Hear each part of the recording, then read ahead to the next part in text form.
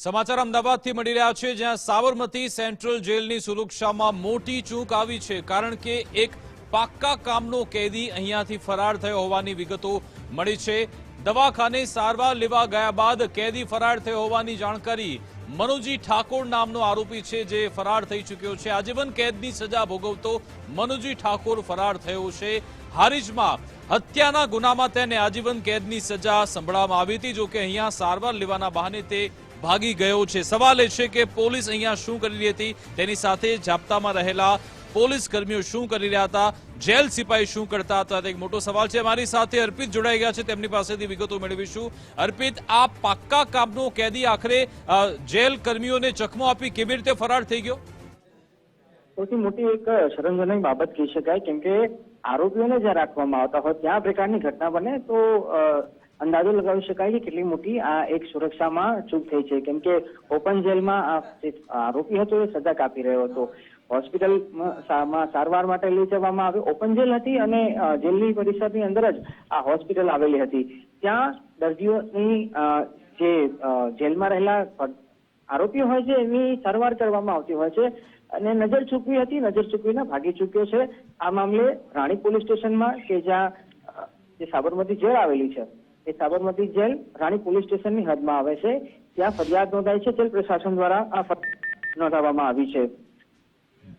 અલગ અલગ જે એજન્સીઓ છે આ મામલે તપાસમાં જોડાઈ છે, કેમ કે આ પ્રકારે કદાચ પહેલો એવો કિસ્સો હશે કે જેલમાંથી આરોપી પોલીસની નજરમાંથી, એટલે જે પોલીસ જાપ્તામાંથી ભાગી ગયો હોય પ્રકારની ઘટના ભાગ્યે જ જોવા મળતી હોય છે। થોડા સમય પહેલા અમદાવાદ શહેરના અલગ અલગ પોલીસ સ્ટેશનમાંથી આરોપી ભાગી ચૂકવાના સમાચાર આવી ગયા હતા, પણ હવે આ એક જેલમાં કે જ્યાં આરોપીને રાખવામાં આવતા હોય, સજા ભોગવી રહ્યા હોય, ત્યાંથી આ આરોપી ફરાર થયો છે, જેને લઈને હાલ પોલીસ જે આરોપી છે ફરાર એને શોધવા માટે કામે લાગી છે।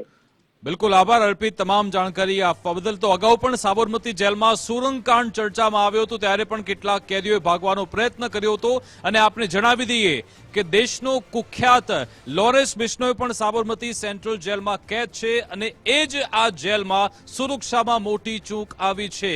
એક પાક્કા કામનો કેદી અહીંયાથી ફરાર થઈ જાય છે।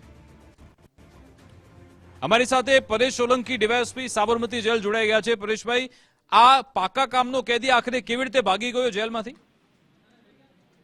આ પાકા કામનો કેદી મનુજી ઠાકોર છે, એ જેલની અંદર હતો નહીં, એ જેલની બહાર અમારા સાથે જે અમુક કેદીઓ છે એ 10-12 વર્ષથી રેગ્યુલર રહેતા હોય, રજા પરથી હાજર રેગ્યુલર થતા હોય, પોતાની જાતે આવી જતા હોય, પેરોલ રજા, ફરલો રજા, વચગાળાના જામીન પરથી, પછી એમની લોયલ્ટીના આધારે અમે નક્કી કરીએ 10-12 વર્ષ પછી કે એ લોકો છે એ ઓપન જેલમાં કામ કરવાના લાયક છે। તો ઓપન જેલમાં જે કામ કરવા માટે અમે જે બારે ચેરા કરીએ છીએ, જે લોકોને બારે ખેતી કામ, અમારું ભજીયા હાઉસ, અમારું ગાયોનું પેલું પશુપાલનનું કામ હતું, આ બધું કામ કરવા માટે આ કેદીઓ માટે બારે જેલની બારે બેરેક બનાવેલી હોય, એમાં એમને રહેવાનું હોય, અને સવારના એમના જે ઇન્ચાર્જ હોય એમને કામ અસાઇન કરે, ને સાંજે એ લોકો એ કામનો રિપોર્ટ આપે, અને સાંજે અને સવારે એમને બંને ટાઈમ એમની હાજરી થાય।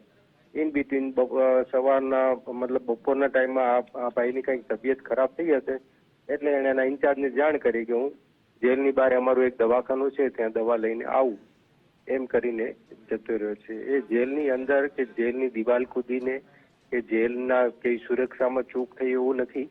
આ ફક્ત ને ફક્ત એ લોકો બારે જે ચહેરા કરેલા હોય, ચહેરા એટલે અમે જે કેદીઓને કામનું અસાઇનમેન્ટ કરી એ ચહેરા છે। સાહેબ, એ દિવાલ કૂદીને જતો રહે તો સુરક્ષામાં ચૂક જ કહેવાય ને, જેને આપ કેવી રીતે ના કહી શકો કે આ ચૂક નથી?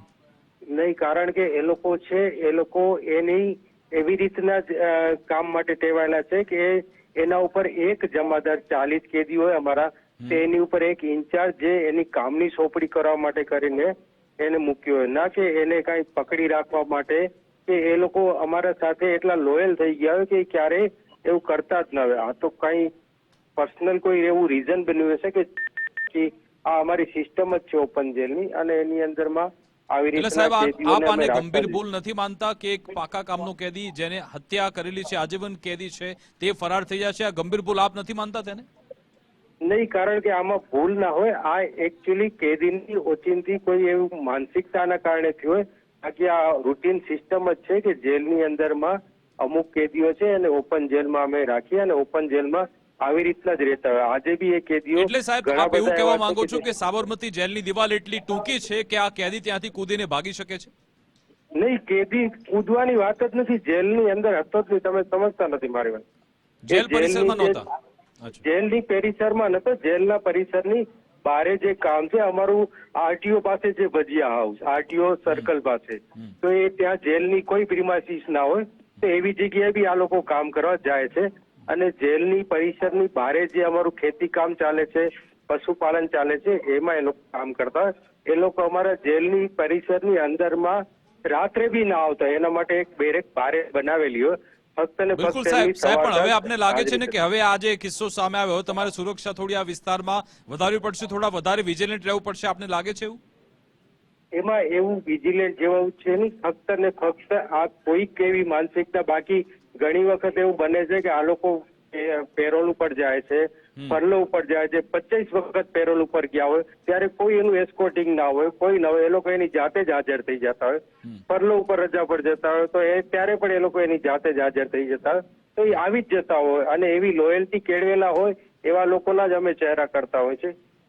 કોઈક એવો પ્રસંગ બની ગયો હોય કે એના ઘરેથી કઈ એવી રીતનો કોઈ ઇમરજન્સીનો કોલ કે કઈક એને કઈક મેસેજ મળ્યા હોય ને જતો રહે, એવું પણ બની શકે. એ તો એ આવશે ત્યારે ખબર પડશે. બિલકુલ આભાર પરેશભાઈ અમારી સાથે જોડાવા બદલ. તો જેલ ડીવાયએસપી કહી રહ્યા છે કે જે લોયલ કેદીઓ છે એક સાથે એક જે ત્યાં જેલ કર્મીઓ છે તેની સાથે 50 એવા કેદીઓ છે તેને ધ્યાન રાખવાનું છે. તેમાંથી આ એક કેદી ફરાર થઈ ગયો છે, તેને ઝડપવા હવે કવાયત હાથ ધરવામાં આવી છે.